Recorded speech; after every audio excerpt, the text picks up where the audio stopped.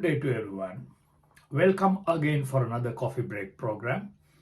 As I promised you earlier, I'm going to discuss about dementia part 2 today. In our dementia part 2, we are going to discuss about the diagnosis and treatments of dementia.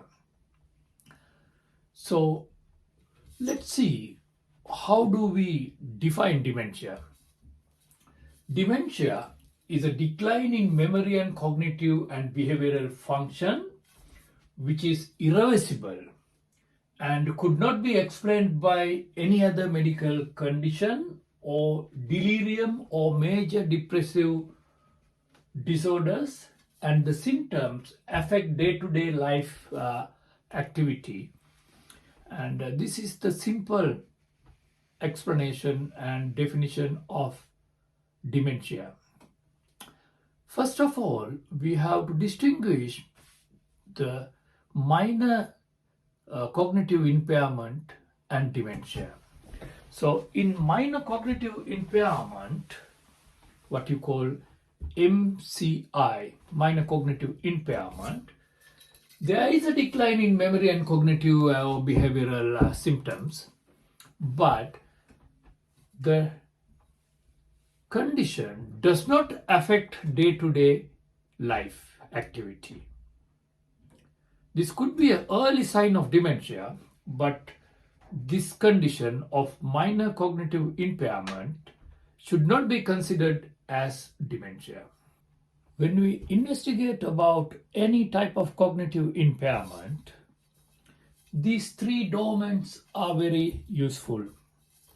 Any cognitive impairment, we have to think of cognitive test, neurological examination, blood tests, radiological imaging, and also any sort of family history is also very important. In some cases, family history.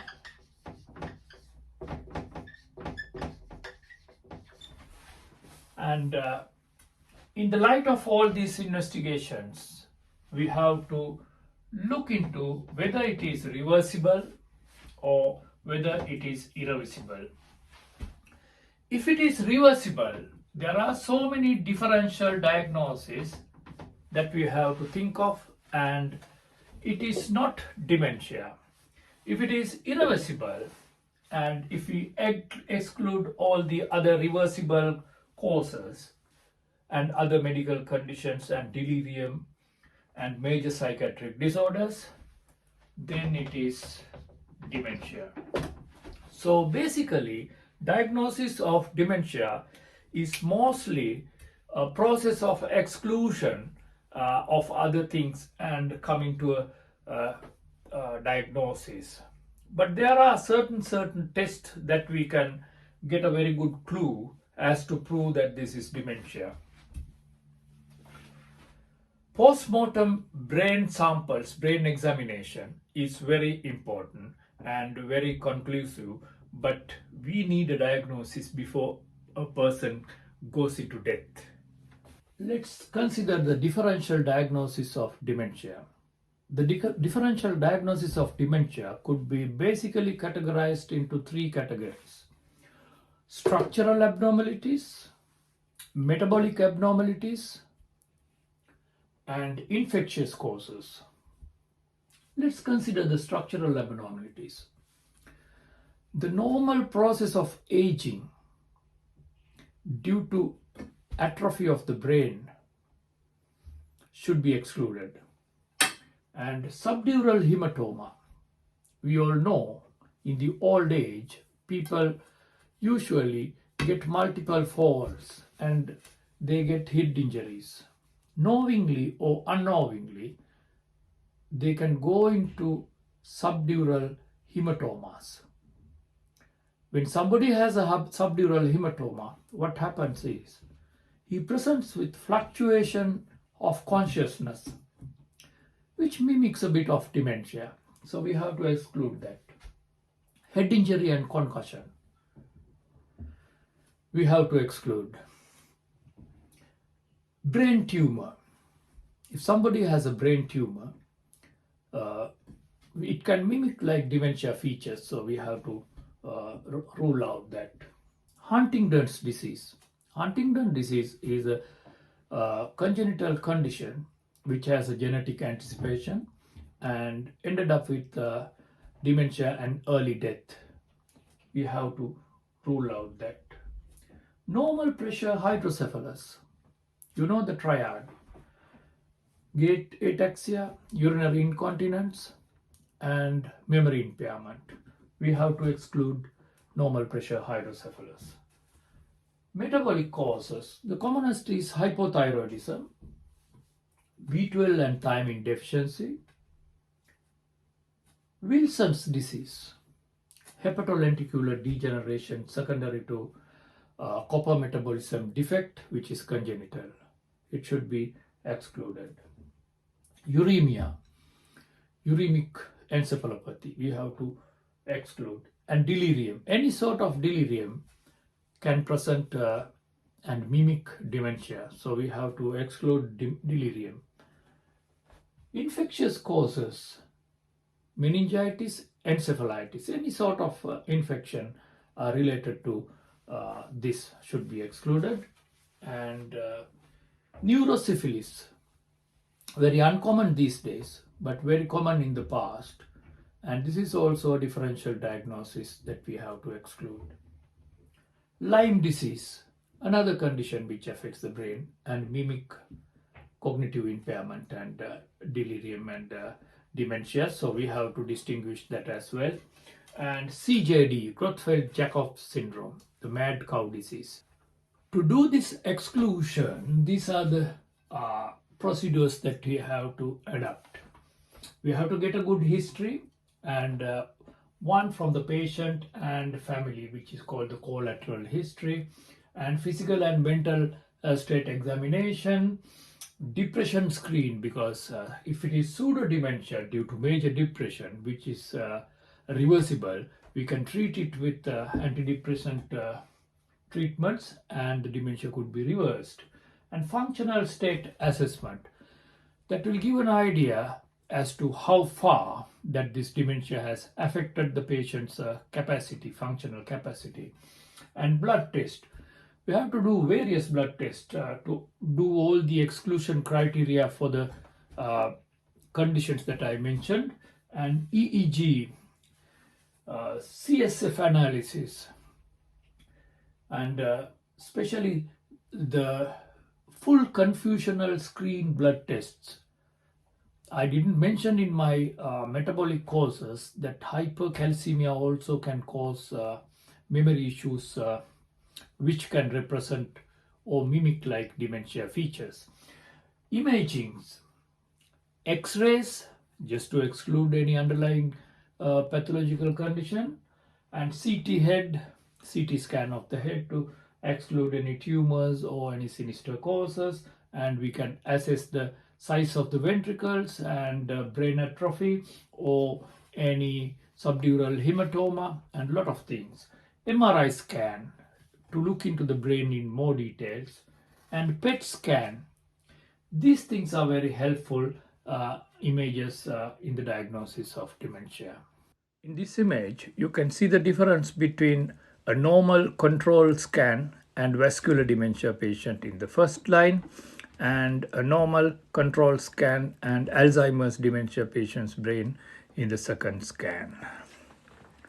This is the CT image of Alzheimer's dementia brain.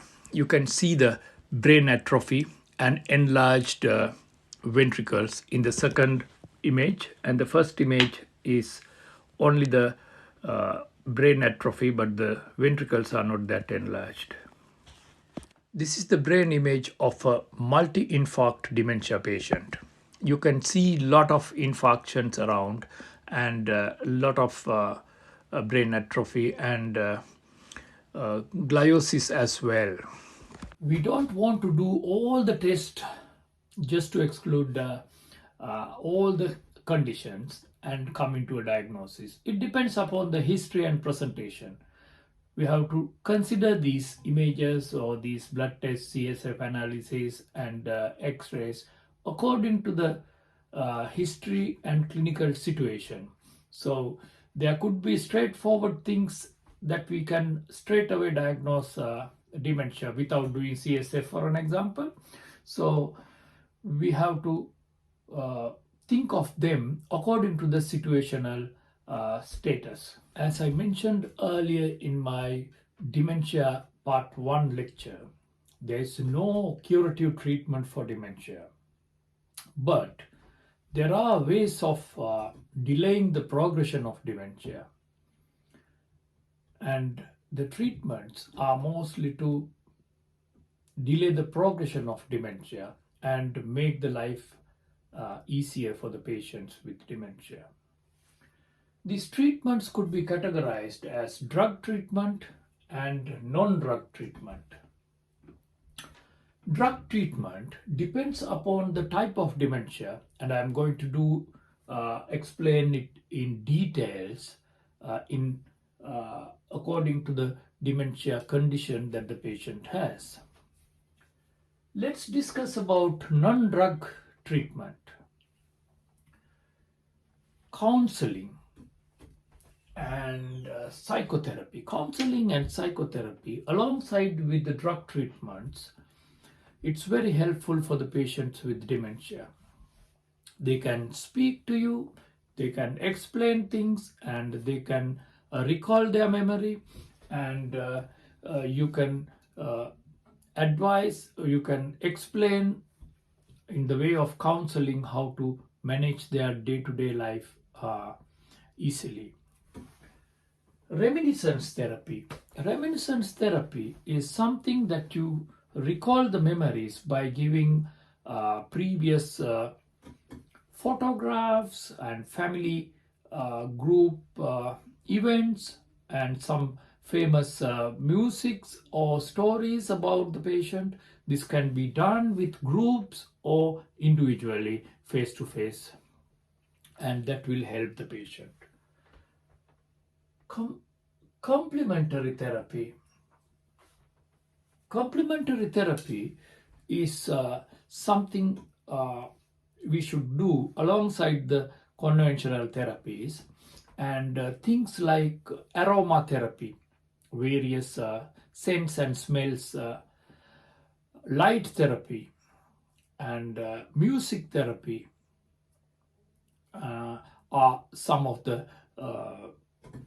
therapies that we consider in complementary therapy. Even massages, body massages, and these are considered as complementary therapy for dementia. Now we are going to discuss about the drug treatment for dementia. As I mentioned earlier, it depends upon what type of dementia that the patient has. For an example, if the patient has Alzheimer's or mixed dementia, donepezil, rivastigmine, galantamine are very helpful. They can slow down the disease progression, and by that they can help the patient to continue the day-to-day activities, and it will give a relief. But if these three medications are not helpful, usually they are given in the earlier mild to moderate stage of Alzheimer's dementia or mixed dementia, and in the moderate to severe disease we can use memantine. So these three, donepezil, rivastigmine and galantamine, they are cholinesterase inhibitors, and memantine is glutamatogenic NMDA receptor antagonist. These four can be used in mixed Alzheimer's dementia. Next is vascular dementia. The medications that we use in this condition is not going to be effective in vascular dementia unless vascular dementia is mixed with Alzheimer's. In situations where the vascular dementia is not mixed with Alzheimer's, we have to think of vascular risk factor monitoring. For an example, we have to control the blood pressure, we have to control diabetes, we have to optimize the cholesterol, and we have to minimize the risk of cardiovascular uh, events and minimize the risk of blood clots and strokes by giving antiplatelets or anticoagulation. It depends upon the circumstances. But it will be helpful if it is mixed dementia with Alzheimer's. In Lewy body dementia, where the patient is symptomatic with hallucinations, delusions, we can use these three medications, donepezil, rivastigmine, or galantamine to control the symptoms. In frontotemporal dementia, none of these medications are helpful. In fact, these medications can make the things worse. In case of frontotemporal dementia, ideal medications are antidepressants. So antidepressants can control their behavior and mentality due to the deficit of the frontotemporal degeneration. Hope that you had an idea about the medications today and diagnosis and treatments of dementia. We are going to meet again with another medical lecture soon, and until then, I say goodbye to you.